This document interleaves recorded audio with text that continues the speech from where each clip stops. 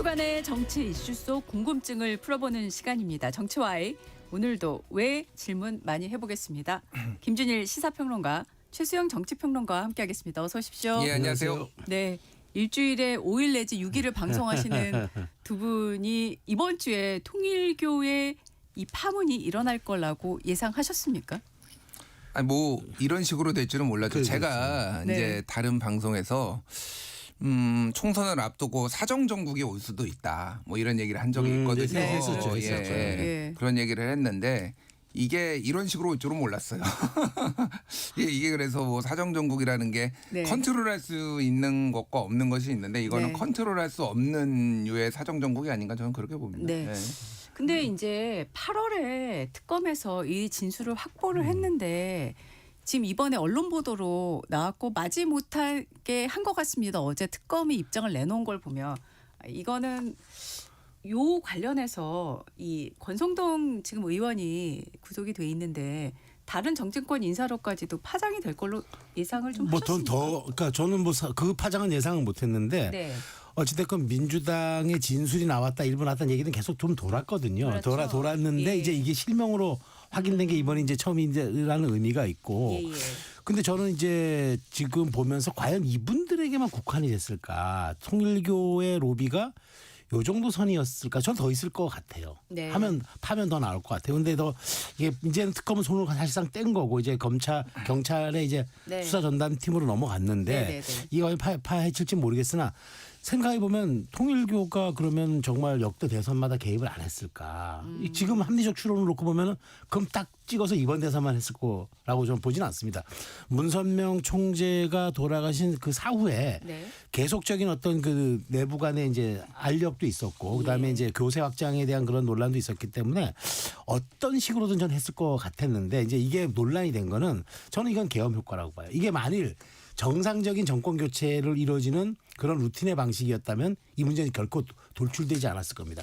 특검이 손을 댔기 때문에 우연치 이게 나온 거죠. 왜냐하면 어찌됐건 윤영호라는 하는 키맨이 네. 특검이 아니었으면 저는 이게 이 문제가 불거지지도 않았을 거고 평상시 정치였다면은. 네. 그러니까 저는 이게 어찌됐건 특검이 불러온 나비 효과는 분명하다. 네. 나비 효과는 분명한데 네.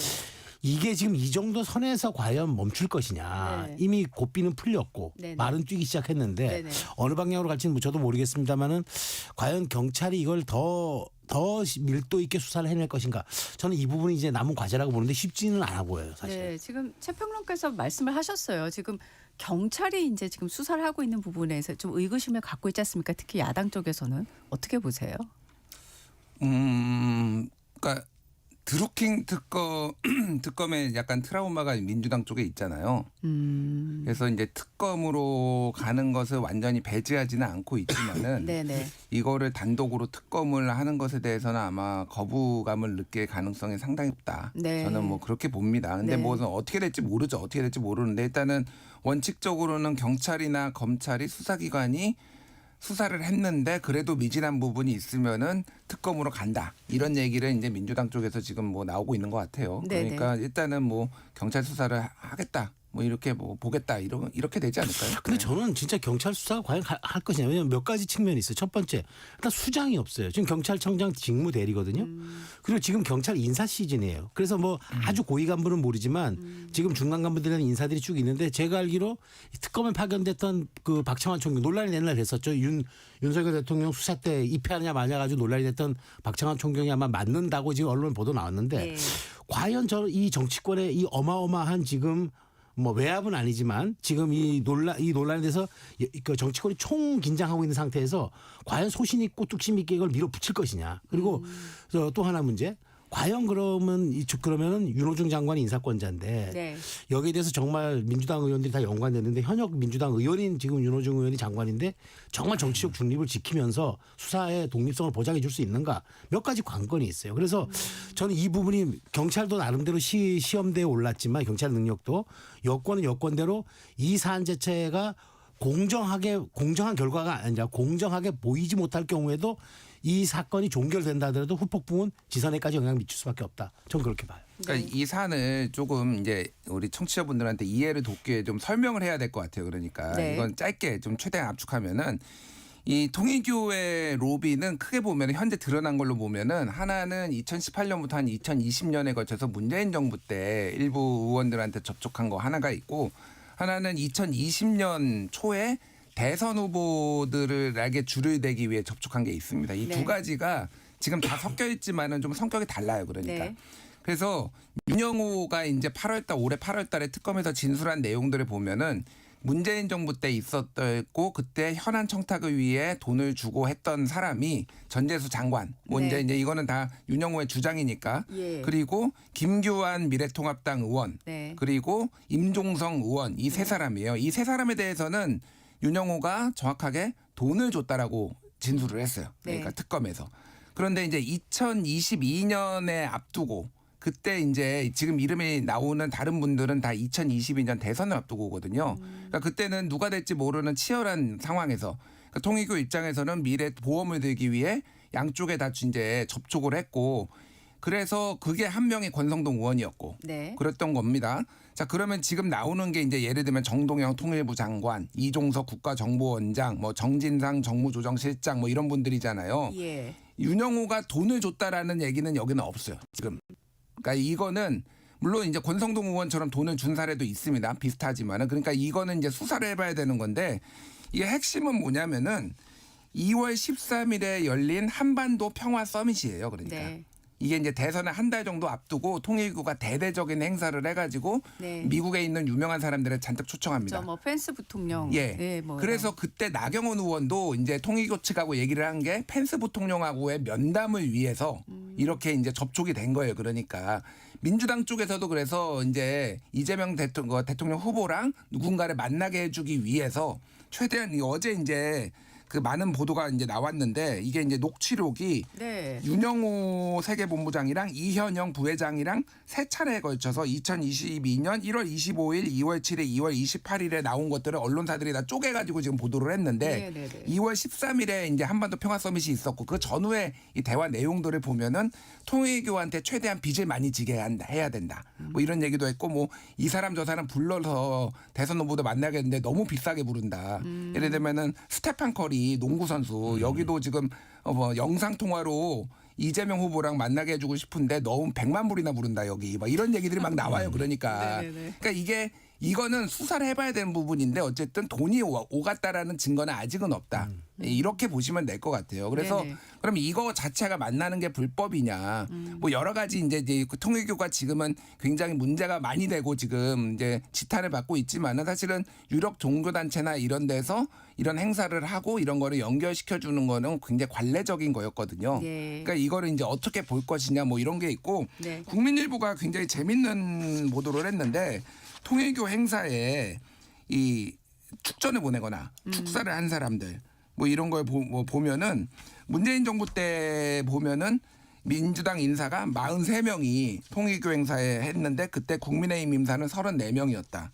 근데 이게 이제 바뀌었다라는 거예요. 근데 윤석열 정부 들어오니까 국민의힘 인사가 축사 축전 통일교 행사 보낸 게 42명 이렇게 되고 민주당에서는 뭐 25명. 이렇게 해서 정권에 따라서 이게 지금 막 이게 출렁였다. 예, 뭐 이런 상황이에요. 그러니까 네네. 그래서 이거는 수사 결과를 봐야 되겠지만은 그 앞에서 있었던 돈을 받았다고 명백하게 나온 3명은 이제 좀 더 중하게 보는 거고 거기에 전재수 장관이 있으니 대통령실에서도 이거는 좀 심상치 않으니까 이거는 선을 긋자라고 해서 사표를 즉각 수리했다. 이렇게 보시면 될 것 같아요. 네. 네. 자, 사퇴 예상하셨어요? 전재수 전 장관이 할 저는 할 거라고 봤어요. 네. 왜냐하면 진술이 너무 구체적이에요. 그러니까 이제 전재수 장관은 전혀 아니고 내가 분명히 내가 이건 깜짝 놀라게 반전을 이루어서 내가 돌아올 것이다 네, 그렇게 얘기를 하지만 근데 뭐 처음에는 좀 안 받으려고 꺼리다가 결국에는 복돈이라 하니까 뭐 받았다든가 이게 진술이 너무 구체적이고 그다음에 특정하게 그 이 브랜드까지 적시된 시계 그 고가의 시계들이 계속 등장을 하고 네. 그다음에 이제 한일 해저털원이라는 이제 그 자신들의 수건 사업을 위해서 네. 그렇게 했다는 거잖아요. 네네. 그러기에는 그 징후가 너무 이제 뚜렷한 거잖아요. 이제 그 앞뒤 맥락도 맞고 그런 측면에서 저는 이제 전재수 장관이 버티면은 이게 아마 민주당 입장에서는 정권 차원으로 번질 수 있고 왜냐하면 지금 현역 국무위원이니까 예. 그래서 이제 그 더더군다나 제가 아까 말씀드린 대로 그러면 국무회의 열리면 해수부 장관 옆에 그 행안부 장관이 앉을 텐데 서울 민주당 현역 의원들이잖아요. 그 그림 자체만으로도 경찰 수사를 제대로 할 수가 있겠어요? 그런 측면에서 어쨌든 그거는 제가 클리어하게 잘 한 것이다. 근데 여권 입장에서 뭐 뼈 아프죠. 어쨌든 6개월밖에 안 남은 지방선거에 유력한 부산시장 후보가 사실상 날아간 셈이 됐으니까 사실상 날아갔다고 사실상 날아갔다고 보는 거죠. 아니 어떻게 살아 돌아온 돈들 6개월 안에 클리어가 되겠어요? 그래서 어찌됐건 저는 그런 과정이라면은 전재수 장관 입장에서 민주당에서는 대마 하나를 손절한 거지만 어쨌든 그렇게 하지 않고서는 이 국면을 돌파하지 못한다는 위기감이 들었던 건 맞는 것 같아요. 최평론가님은 이미 부산시장 카드로 전재수 전 장관 카드 날아갔다라고 보셨고 또 사퇴도 예상했다고 보셨는데 김평론가님은 어떻습니까? 사퇴는 뭐 당연한 거죠. 그러니까 국무위원 신분으로 계속 수사를 받으면은 당연히 더 언론이 초점을 맞출 수밖에 없고 정권에 부담이 되는 거니까 박지원 의원이 이제 그 얘기를 이제 하더라고요. 본인도 이제 김대중 정부 시절에 문화관광부 이제 장관을 했는데 그때 조카 뭐 아이간 인척이 한빛은행 불법 대출 사건에 연루가 되고 그래서 본인도 억울하지만은 장관직 사퇴하고 그리고 다 수사 받고 다 무혐의 나가지고 다 이제 다시 제대로 복귀했다. 그러니까 참 뭐 이제 박지원 의원은 전재수의 무죄를 믿는다 뭐 이렇게 얘기를 하신 건데 네네네. 정무적으로는 당연한 거라고 보고요. 저는 뭐 사퇴를 장관직을 하는 거는 그리고 출마는 좀 봐야 될 것 같아요. 출마는 봐야 될 것 왜 같다. 그러냐면은 네네. 이게 빨리 수사가 종결이 되면은 아직 좀 시간이 있기 때문에 만약에 한 4월 이전에 만약에 종결이 되고 뭐 이럴 경우 완벽하게 종결이 되고 이게 뭐 그게 아니라 이제 불기소 뭐 아니면은 무혐의 이런 식으로 나면은 전재수 장관 출마할 수도 있다고 봅니다. 저는. 아니 지금 사실 그 적용되는 혐의가 두 가지잖아요. 정치자금법, 뇌물죄. 근데 정치자금법은 또 공소시효가 연말까지다라는 추측이 나오고 있는데 경찰이 지금 말씀하신 걸 제가 들으면서 어떤 생각이 들었냐면 이제 6개월이 안 남았는데 빨리 진행을 해야 된다면 두 가지 혐의 중에 어떤 거든 간에 빨리 이제 좀 클리어를 하지 않으면 사실 뭐 오세훈 시장도 지금 불구속 기사 상태에서 서울시장 출마할 거로 예상이 되긴 하지만은 요건 성격이 달라서 과연 전재수 의원이 이제 의원이시니까 출마를 할 수 있겠느냐 이런 생각이 들거든요. 어떻게 그러니까 정확하게 이제 공소시효 문제는 네. 윤영호의 진술은 2018년에서 2019년에 돈과 시계를 줬다라는 거예요. 명품 시계를. 네네. 그래서 날짜가 지금 특정되지 않았어요. 네. 다만 이제 한학자 특별 보고에 보면은 뭐 전재수 의원이 부산에 있는 모임에 600명에 와서 축사를 했다. 뭐 이런 거가 있는데 돈을 받은 시점이 거기에 나와 있는 건 아니거든요. 그러면은 이제 정치자금법은 7년이기 때문에 만약에 2018년에 돈을 받았다라고 하면은 이제 공소시효가 도과됐을 가능성이 높고요. 네. 2019년이면은 남아 있는 거예요. 네. 그리고 2020년 얘기까지 나옵니다. 그래서 정치자금법으로는 이게 문제가 저는 이제 지금 막 논란이 됐지만은 막상 수사해 보면은 그렇게 큰 문제가 안 될 것 같고 네. 이게 뇌물죄로 넘어가면 아시겠지만은 뇌물죄는 1억 원 이상이면은 공소시효가 15년이고요. 3천만 원 이상 1억 원 미만이면은 10년이에요. 그러니까 뇌물죄 같은 경우에는 훨씬 더 공소시효가 길기 때문에 문제가 안 되는데 다만 뇌물죄는 이제 대가성을 그렇죠. 입증을 해야 되는데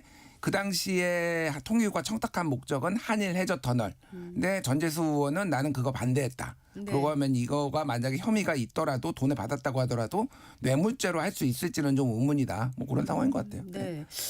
자 지금 그 야당에서는 호재로 그렇죠. 볼 수밖에 네. 없잖아요. 네. 그래서 드리는 질문인데 네. 신동욱 최고위원은 이제 인터뷰에서 전재수 전 장관을 이미 버린 카드다 이런 표현을 썼는데 이거 뭐 좀 버린 카드라기보다는 이제 당신이 알아서 무죄를 입증하라는 건데 네.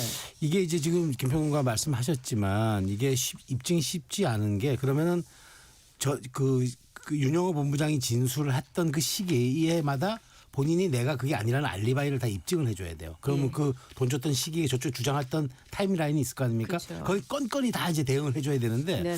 어쨌든 쉽지 않아 보이고 근데 저 전재수 장관 같은 경우에는 진짜 이재명 대통령 입장에서는 굉장히 이게 말하자면은 그 회심의 카드 하나를 날린 거란 말이에요. 그러니까 이게 이렇게 그러니까 참 전재수 의원에 대해서 이렇게 정말 민주당이 공을 들였고 또 부산시장의 경쟁력이 입증된 사람을 이렇게 버리고 왜냐하면 PK 승부에서 부산시장 선거는 대단히 중요한데 네. 이렇게 버릴 정도라면은 어쨌든 이렇게 강력하게 대두된 의혹을 끊지 않고서는 이게 민주당이 더 큰 불길이 되겠다. 아까 드루킹 사건 말씀해 주셨는데 네. 이게 이제 꼬리가 몸통을 흔든 사건들이 많아요. 원래 엉뚱하게 번져가지고 이게 여권에 치명타를 준 사건들이 많은데 네. 이번도 그러할 할 거라고는 의심이 가는 건 뭐냐. 네.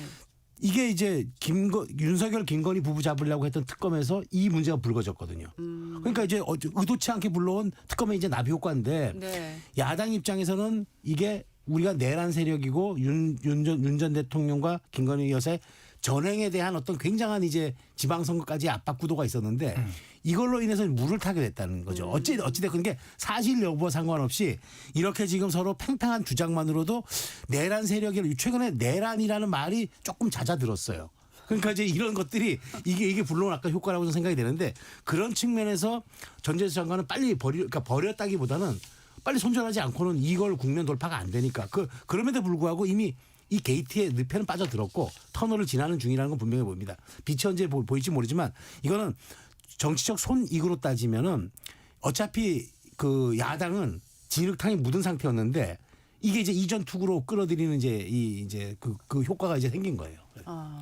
지금 이제 대통령이 일주일 사이로 그 불법 행위를 하는 종교단체에 대한 해산을 이제 공개되는 생중계된 공무회에서 발언을 한 걸 갖고 또 여러 가지 해석을 하지 않습니까?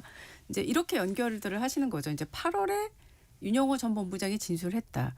그러면은 특검이 이걸 보고를 안 했겠느냐? 이미 알고 있었다. 그리고 계속 이제 국무회의에서 이 얘기를 미리 이제 소위 말해서 한 거다라는 식의 이제 추측이죠. 어디까지나. 가능성이 있다고 보십니까? 뭐 그렇게 연결지어서 보는 분도 있는데 저는 네. 뭐 그건 아니라고 봐요. 그러니까 무슨 얘기냐면은 네. 민주당 쪽 인사가 연루돼 있으니 빨리 통일교를 해체해가지고 이거를 없던 일로 하자. 뭐 이게 가능합니까? 네. 그러니까 이거는 저는 이게 이재명 대통령의 최근 발언들 보면은 갑자기 뜬금없이 이 맥락에서 왜 이렇게 세게 나오지? 뭐 이런 것들이 있어요. 막. 있었어요. 예. 그러니까 저는 이거는 메시지 관리라고 보고요. 개혁의 이니셔티브를 놓치지 않겠다라는 걸로 저는 읽습니다. 무슨 얘기냐면은 네. 이게 지금 민주당 지지자들 보면은 통일교 이거 해산해야 된다 이런 얘기들 엄청 많이 해요. 근데 강성 지지자들 중심으로 그런단 말이에요. 네네. 그러면 내란전단 재판부 같은 것도 마찬가지예요. 그럼 내란전단 재판부도 어떨 때는 뭐 개혁에는 저항이 따른다고 얘기했다가 어떨 때는 국민의 눈높이를 뭐 얘기했다고 그런단 말이에요. 그러니까 이게 만약에 포지션이 너무 대통령이 이제 온건한 얘기만 하면은 개혁 추진파의 정청래 그리고 그거에 대해서 온건하거나 미적대는 이재명 이런 구도가 되면은 당에 대한 당원들에 대한 장악력이라든지 뭐 이런 전국 주도권을 잃을 수 있기 때문에 이런 거를 세게 한 번씩 던지는 거라고 저는 봐요. 그래서 네네. 이거를 그렇게 뭐 민주당 수사랑 연결짓는 거는 저는 좀 과잉이라고 봅니다. 과잉이라. 예, 어떻게 보세요? 그런데 저는 네. 그 대통령이 그 연이어서 이제 국무회에서 그런 발언을 한번 했잖아요. 네, 일주일 네. 시차를 두고 네네. 한번 법제처장한테 검토해봐라. 그다음에 두 번째 발언은 아주 셌죠. 위법이 있으면 무조건 이건 네. 해줘야 한다고 따로 보고하라고 이제 네네. 법제처장한테 얘기를 했는데, 근데 저는 이제 뭐 아주 그렇게 연결지어서 뭐 저 한동훈 전 대표 발언처럼 마피아식 협박이었다. 입을 틀어 막으려는 네네네. 협박이었다. 그 정도까지는 저도 생각하지는 않지만 어찌됐건 그 생각을 했던 것 같아요. 그러니까 이게 문제가 돼도 문재인 정부에 있었던 일이고 그다음에 윤석열 정부에 있었던 일이고 이재명 정부와는 상관이 없고 물론 연관이 됐다고 하더라도 아까 뭐 정진상 실장 통화 녹취록 나온 거 등등은 접촉인 거지 이게 이제 뭐 거기에 돈을 오갔다 이런 얘기는 없으니까 예. 나름 이제 좀 자신감을 갖고 돌파하는 차원에서 얘기했던 것 같은데 어찌됐건 저는 이게 굉장히 이제 메시지 관리 말씀하셨는데 굉장히 조금 좀 부적절했다라기보다는 네. 어찌됐건 이게 좀 민주당으로는 안 좋은 시그널 하나 뭐냐면 대통령의 발언 이후에 어쨌든 윤영호 본부장이 최후 진술에서 뭐 얘기할 거라는 얘기는 입을 닫았단 말이에요. 그렇죠. 근데 저는 이게 그 내용을 보면은 저 최후 진술 내용을 봤더니 이제 이런 거예요. 모든 지시는 자기가 총재로부터 받아서 했고 이 사건도 그런 연장선상에 있으나 불법적인 한 일에 대해서는 내가 반성한다. 이 얘기 뭐냐면 시켜서 한 거고요. 내가 돈 준 것 외에는 내가 다 시켜서 한 겁니다. 이 얘기는 통일교에 대한 끈과 침묵을 또 함으로써 민주당에 대한 끈을 저는 어쨌든 윤영호가 일정 부분 안고 가는 그런 결과가 나왔다. 근데 이게 사실 여부도 저는 모르겠어요. 그렇지만 대중의 인식에 놓고 보면은 대통령의 발언 이후에 윤영호가 입을 닫았네라고 단순하게 등치된다면은 이건 굉장히 안 좋은 시그널이 될 수가 있다. 대중의 인식 차원에서는 그런 측면에서 대통령의 발언이 저는 적절하지 못했다고 지적을 드리는 거예요. 그러니까 요거는 좀 제가 보는 관점을 좀 설명을 드리면은 예. 윤영호 같은 경우에는 왜 그럼 민주당 인사 얘기를 했다가 뒤에 이제 입을 닫았냐. 그러니까 지금 최후의 구형이 검찰 구형이 4년 나왔거든요. 그렇죠. 근데 법 쪽에 사람들 들어보면은 이거는 한 10년 이상 나와야 된다라는 거예요, 구형이. 예. 근데 이제 상당히 적게 나왔다. 그래서 이 특검 시작할 때부터 이쪽에 이제 플리바게닝 조항이 들어갔잖아요. 그러니까 수사 협조할 경우에는 이제 감경해 줄 수 있다. 이런 류의 이제 있었기 때문에 그런데 중간에 상당히 불안해진 것 같아요. 그러니까 이 부분을 민주당 쪽 사람들도 있다라고 얘기를 하고 그러면서 결국은 일종의 이제 플리바게닝이 된 것 같은데 대통령의 발언 때문에 그게 입을 닫았다라고 저는 보지 않고 그런데 이제 그렇게 인식하는 분들도 있겠죠. 네. 근데 중요한 거는 윤영호는 그 통일교에서 사실상 배신자 취급받는 상황이에요. 그러니까 네. 한학자 참 어머니를 배신하고 교를 배신하고 본인이 살기 위해서 모든 거에다 불어가지고 통일교를 어렵게 한 사람이니까 통일교를 해체하겠다라고 대통령이 얘기했는데 어이구 통일교 해체하면 안 되겠네라고 해서 입을 다물었다라는 거는 이거는 이 시나리오는 가당치 않다. 제가 보기에는 네. 오히려 본인이 살기 위해서 약간 질러보고 또 상황도 보고 이렇게 너무 다 질르면 또 문제가 생길 수 있으니 이렇게 본인이 완급 조절을 한 거다. 이렇게 보는 게 좀 더 합당한 시나리오 같습니다. 네. 경찰로 이첩이 돼서 지금 경찰이 수사에는 들어갔는데 야당에서는 지금 계속 특검 얘기를 하고 있잖아요. 뭐 민주당은 전혀 지금 거기에 대해서는 입장이 없는데 특검 받아들일까요? 안 받아들일까요? 그러니까 민주당의 스탠스가 이제 굉장히 좀 복잡해졌는데 원래 종합 특검 하겠다라고 그랬잖아요. 네.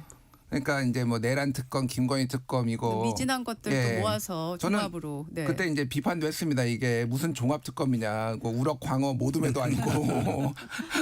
그런데 이제 여기에 야당이 특검하겠다라고 하면은 이제 복잡해지는 거죠. 그러면 특검을 어떻게 할까? 이거 어디까지 넣을 거냐, 아닐 거냐. 그러니까 민주당에서 일단 종합 특검은 못 하게 될 것 같아요. 제가 보기에는. 2차 종합 특검. 예, 못 하게 될 것 같고 네. 일단은 그러니까 국민의힘의 어떤 공세 그리고 국민의힘의 그런 공세에 국민들이 얼마나 호응하느냐가 제가 보기에는 관건인데 특검 저는 뭐 갈 가능성을 배제할 수는 없는데 웬만하면 안 가려고 할 거예요 민주당. 그러니까 2차 종합 특검도 좀 될 가능성이 좀 낮아지고 있고. 낮아졌죠. 예. 그리고 이 건과 관련한 특검은 안 될 것 같고. 예. 네. 어떻게 저는 보세요? 당위성을 얘기하면 당연히 특검을 가야죠. 네. 이런 사건을 특검하는 거예요. 왜냐하면 경찰이 지금 수사 능력이 잘 안 되는, 왜냐하면 특수사 능력이 아직은 없기 때문에. 네. 그다음에 검찰은 살짝 내년 9월 달에 해체가 되니까 거기 그러니까요. 맡길 수 없고 국수본 공수처는 사실 이거 지금 다룰 만한 역량도 안 되고. 자 그러면은 현역 정치인이 개입된 이 사건에 대해서는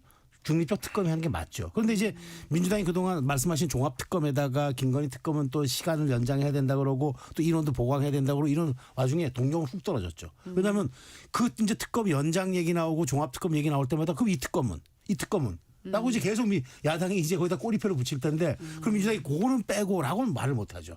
그럼 그 순간 선택적 정의가 돼버리니까 그런 측면에서 민주당 입장에서는 지금 굉장히 이제 아까 그 작가 그래서 최근에 내란 얘기가 좀 사라진 게 네. 그래서 사라졌다고 저는 보는 거예요. 네. 이 얘기를 하는 순간 이것도 이제 따라와야 되거든요. 네. 이거는 그러면 그거는 뭐 국가에 대한 내란은 아니지만 정치권 내란 아니야? 이거 빨리 특검 왜 안 해? 라고 하면은 민주당 입장에서는 곤혹스러울밖에 없기 때문에 안 받으려고는 하긴 할 거예요. 그런데 저는 이제 과연 그런 거잖아요. 우리 법이라는 게 그렇잖아요. 결과적으로도 공정해야 되지만 과정 자체도 공정하게 보여져야 되거든요. 네. 그런 측면에서 지금 경찰이 떠내면 이 수사가 정말 이제 실시간 브리핑 정도는 아니더라도 국민들의 눈높이라든가 기대치 혹은 지금 지켜보는 주목도에 맞게끔 그게 릴리즈가 될 것이냐.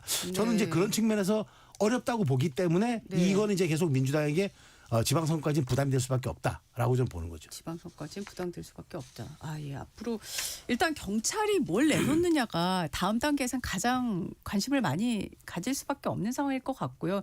또 언론이 계속 보도를 내놓고 있잖아요. 뭐 아무래도 통일교가 접촉한 인사들이 되게 광범위한 것 같습니다. 지금 보면. 그렇죠. 그러니까 그거와 이제 비례해서 어떻게 결과가 될지 한번 봐야 될 것 같습니다. 저희가 이제 국민의힘 얘기를 좀 하겠습니다. 지금 국민의힘이 사실 당원 게시판 논란이 불거지고 있는 상황인데 자, 그 당무위원장이 왜 이 중간 조사 결과를 긴급 공지 형태로 문자로 보냈을까? 네.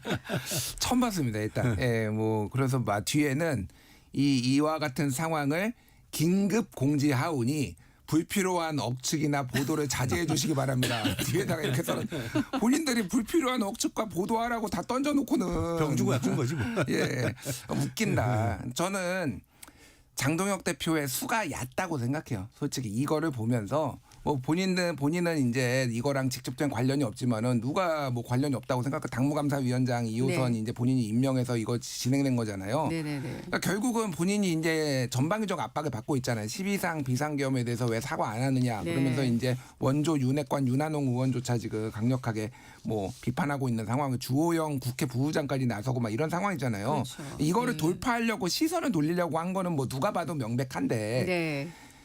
저는 뭐 이거를 한 번은 털고 가야 된다라는 그 국힘 주류들의 생각도 뭐 동의는 하지 않지만은 이거 자체가 조금 무리다라고 보지만은 뭐 그렇게 생각할 수 있다고 봐요. 근데 이거를 터트린다고 해서 그러면은 장동혁의 지금 대표의 리스크가 사라지나요?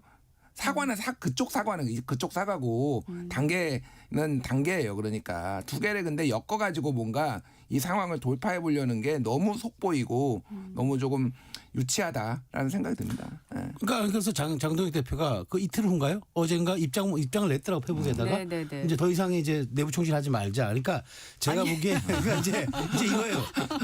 일단 띄워놓고 네. 논란이 됐어. 여기까지 하고 일단 지금 대여 공세에 집중해야 되니까 이제 여기까지 하고 더 이상 확장하지 말자. 그 얘기예요. 한동훈 대표는 지금 입장을 안 내요. 네. 어쨌든 근데 거기에 실명이 다 거론됨으로써 한동훈 전 대표가 연관됐다라는 건 이제 모든 사람들이 이제 인식은 했어요. 이제 인식을 환기가 했어요. 된 거죠. 그렇죠. 그러니까 잊고 이제 있었는데. 일종의 정식 재판은 아니고 여론 재판에서 이제 그 페이드아웃 전략을 쓰는 거라고 저는 보는데. 네. 자, 근데 여기서 두 가지 측면. 첫 번째.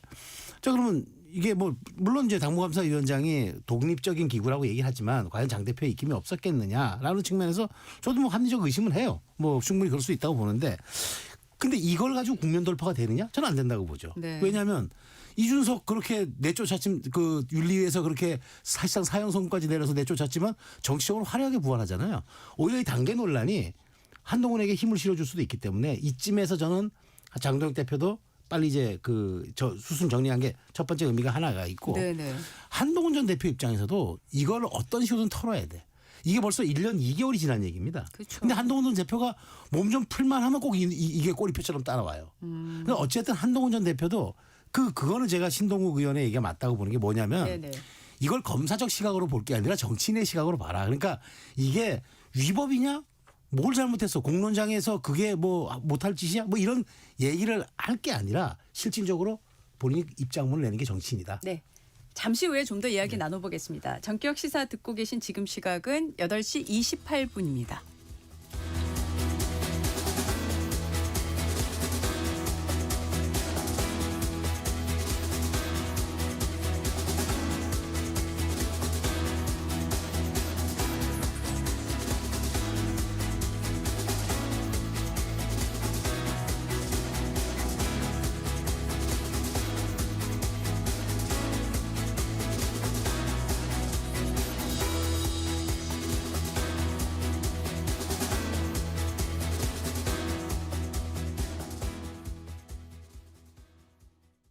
잠시 후 8시 반부터 일부 지역국에서는 해당 지역 방송을 보내드립니다.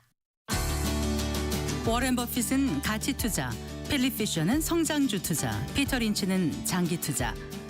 방법은 달라도 목표는 하나. 성기영의 경제쇼가 성공의 길로 안내합니다.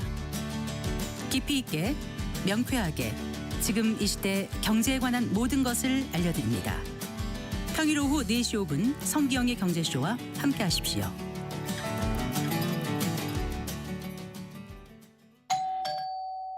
편지 왔습니다.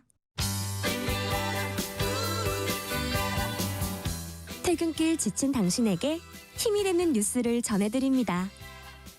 매일 저녁 5시 5분 당신과 함께 읽는 세상 이야기 KBS 1라디오 뉴스레터 K 지금 시각은 8시 30분입니다. KBS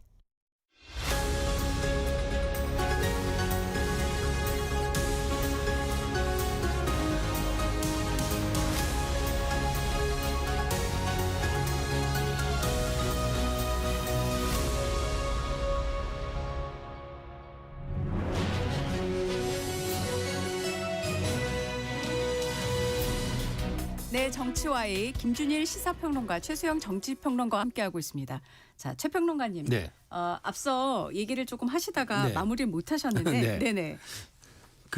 저는 이제 그 얘기 그러니까 결국 이게 한동훈 전 대표 입장에서도 이 문제 그냥 사과만 하면 될 문제예요. 그러면 이제 정리가 되고 오히려 한동훈 전 대표는 이걸 터는 것도 있고 한동훈 전 대표도 깔끔하게 사과를 할 줄 아는 정치인이네. 뭐 그런 어떤 순기능적인 이미지도 얻을 수 있는데 네. 이 문제에 대해서는 유독 침묵만을 택하고 문제가 되면은 뭐 이게 말하자면은 이게 특정인을 겨냥한 약간 테러 같은 거라고 이제 자꾸 얘기를 하니까 이게 이제 과연 그러면은 이제 이게 정리가 되겠느냐. 그리고 저는 이 문제는 국민의힘을 위해서도 어쨌든 빨리 털고 가야 되지만 한동훈 전 대표를 위해서도 정리되고 가는 게 맞다고 좀 봐요. 네. 그러니까 사과에는 타이밍이 있거든요. 타이밍이 굉장히 중요하다라고 생각을 하는데 그 네. 타이밍을 놓치면은 그 사과를 하기가 점점점 어려워지고 그리고 사과의 효과도 반감이 되죠. 그런데 그 타이밍을 놓쳤다고 해서 그럼 사과를 안 해야 되느냐. 늦었지만 그래도 사과를 하는 게 저는 맞다고 봐요. 그러게 그거는 한동훈 전 대표한테만 얘기하는 게 아니라 장동혁 대표한테도 얘기하는 겁니다. 네. 12.3 비상계엄 때 사과해야죠. 제대로. 근데 제 사과 안 해가지고 지금 난리가 났잖아요. 그러니까 당에서도 지금 그런 상황인데 그럼 안 해야 되느냐 끝까지. 빨리 좀 하시라. 지금 한동훈한테만 손가락질 하지 말고 본인이나 좀 잘하시라. 예. 지금 16일에 국민의힘 초선 의원 42명이 모인다고 하는데요. 네.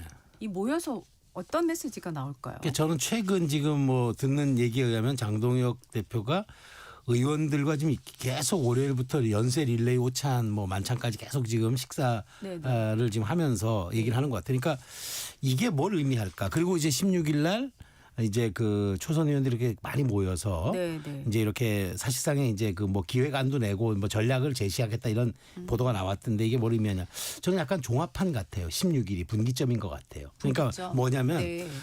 장동혁 대표의 최근 발언을 놓고 보면 대여 공세에 그 집중하고 있지 실질적으로 윤 어게인 쪽과는 완전한 지금 결이 다른 메시지를 내거든요. 그럼 이게 이제 쭉 가다가 의원들이 지금 뭘 하겠어요. 지금 윤한홍 의원조차도 그렇게 얘기하고 주호영 의원도 네. 그렇게 얘기하는 상황에서 뭐 지금 초재선 의원들 뭐 그룹핑별로 만난다고 하니 그룹별로 만난다고 하니까 그분들이 거의 유사한 식의 얘기를 할 겁니다. 근데 장동혁 대표 계속 듣겠죠. 아니라고는 말을 못 할 거예요. 이런 상황에서 다음 주가 돼서 종합판 같은 이제 40명이 넘는 사람들이 그렇게 뭘 얘기한다? 그럼 장동혁 대표 입장에서는 전략적 허용을 하는 거죠. 수용을 하는 거죠. 그러면서 스탠스를 바꿔내면서 연말 이제 뭐 다른 여러 가지 중원확장 전략을 얘기하면서 이제 결집의 시간은 끝났고 이제 확장의 시간이 왔다라고 얘기를 할 가능성이 있다고 봐요. 그 빌드업의 마지막 단계가 아닌가 하는 생각이 들어요. 그렇게 보시는데 어떻게 보십니까, 김평론가께서는? 사람은 잘 안 변합니다. 원래. 이거는 확실하게 스탠스가 다르세요. 예, 윤석열 분석이 뭐 다르세요. 대통령도 안 변했잖아요. 김건희 씨도 안 변했잖아요. 네. 저는 사람은 잘 안 변한다고 보는데 그 의원들 만나는 게 이게 처음이 아니에요. 뭐 그동안 사실 언론 보도가 그렇게 크게 안 돼서 그렇지 뭐 중진 의원들도 예전에 따로 만나고 고문들도 만나고 누구도 만나고 장동혁 대표가 그래서 경청하는 모양새를 계속 했단 말이에요. 네. 그리고 자기 맘대로 했어요, 다. 자기 하고 싶은 대로 하고 나만의 스케줄이 있다. 뭐 우리가 황교안이라도 다 계획된 거다. 뭐 이런 얘기 맨날 했잖아요.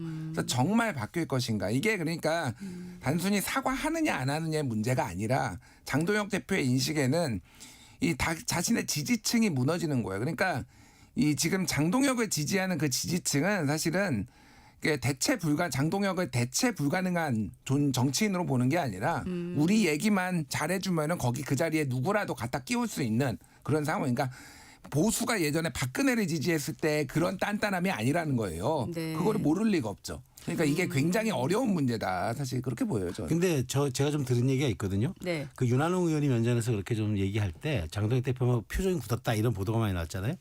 근데 그 장동혁 대표 측에서는 사실 그날 뭐 준비한 게 좀 있었는데 윤한홍 의원이 얘기할 함으로써 그 마당을 쓰려고 뭐 빗자루까지 다 사놨는데 갑자기 마당 쓰려고 하니까 이제 멋쓰게진 측면이 있다라는 제가 좀 후문을 좀 들은 게 있고 그래요? 또 하나는 장 대표의 표정이 굳었던 건 뭐냐면 그 비유가 이게 변 묻은 개가 네, 변 네, 묻은 개 이거는 사실 저는 그 윤한홍이 실수했다고 봐요. 왜냐하면 국민의힘을 그러니까 민주당이 어떤 일을 하더라도 우리는 거기보다 더 오물이 묻은 정당이야라고 규정을 한 거잖아요. 물론 비유 속담을 갖다 끌어 쓴 거긴 하지만 근데 그거 들으면은 당대표 입장에서는 우리가 오물 정당인가? 그리고 저쪽은 뭘 해도 다 그걸 용인해 줘야 되나? 아마 그런 좀 생각들이 있었을 거예요. 그러니까 최근에 이런 기류들을 놓고 종합해 보면은 장 대표 측의 내부에도 좀 미묘한 지금 변화가 감지되고 있고 그다음에 이렇게 지금 아까 물론 뭐 의원들로서 만본 게 한두 번이냐 얘기하지만 이번은 성격이 좀 다른 것 같아요. 계속 이제 그룹별로 릴레이로 계속 만나는 거는 어떤 그 현상을 위한 조짐으로 저는 보는 게 맞다. 이 해석은. 그런 측면에서 저는 연말 정도에는 장 대표의 어떤 스윙에 대한 얘기들이 좀 전가에 회자될 것 같다는 생각이 들어요. 그런데 이제 이런 또 설이 돌잖아요. 여의도 연구원 부원장에 장해찬 전 최고위원 내정했다. 이런 설이 돌고 있거든요. 이 설은 어떻게 보십니까? 그냥 설인가요? 낭설인가요? 장해찬 장동혁 대표 입장에서는 장해찬 전 최고를 이뻐할 만하죠. 한동훈 대표를 이렇게 잘 저격하는 사람이 없거든요. 그러니까 장해찬 최고가 재능이 있어요. 제가 보기에는 그 순발력 이런 거 뭐 딱 하나 터지면은 득달같이 페이스북에 글 쓴다든지 방송에 나가가지고 네. 한동훈 저격하고 한동훈계 저격하고 뭐 이거 기가 막히게 하거든요. 네네네. 그러니까 얼마나 이쁘겠어요. 박민영 대변인 쳐내지 않고 중용한 것도 그런 맥락이라고 봐요. 근데 저는 뭐 중용할 수도 있다고 보는데 본인이 좋아하면은 여의도 연구원 부원장이다. 저는 그러니까 여의도 연구원이 사실 우리나라 이제 정치권에 있는 그런 연구원 중에서 최고의 권위를 가졌고 과거에는 민주연구원도 한 수 접어줬어요. 여기서 나오는 분석과 이거는 최고다. 근데 이게 다 무너졌어요 지금. 그러니까 여러 가지 이유가 있는데 거기에 있었던 박사급 인력들 막 릴레이로 탈출하고 그게 내부 정치 문제도 있고 대우 문제도 있고 막 이게 휘둘렸단 말이야. 작년 총선에서도 심지어 이긴다. 막 국민의힘 막 이런 보고서 내고 막 그랬어요.